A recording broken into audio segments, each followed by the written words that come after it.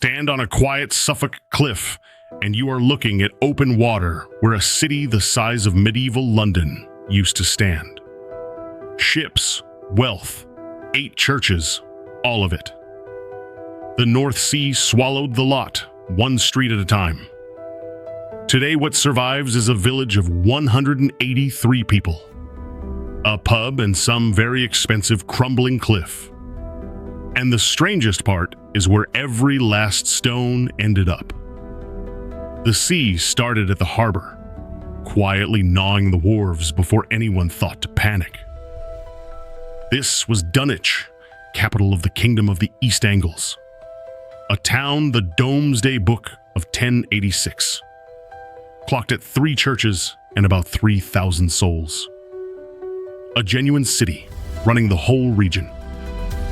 Then the water stopped nibbling the edge and started removing streets. It preferred subtraction. On the 1st of January 1286, a storm surge reached the eastern edge of town and flattened buildings. Until then, the sea had only chewed at the harbor. Now it wanted the houses. The next year it came back twice. February delivered the South England flood. December delivered St. Lucia's flood. 2 visits in 12 months. The town was learning the schedule. 1347 was the bad year.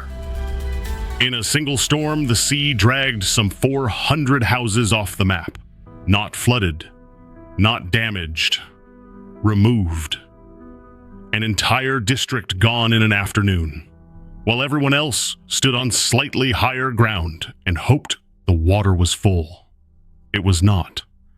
Then came the Grotte Mandrenke, the great drowning of men, around the 16th of January, 1362. It destroyed most of what was left standing. Spread across the centuries, the sea eventually claimed all 8 churches.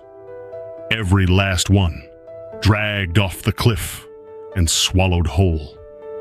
But the waves were never the real killer.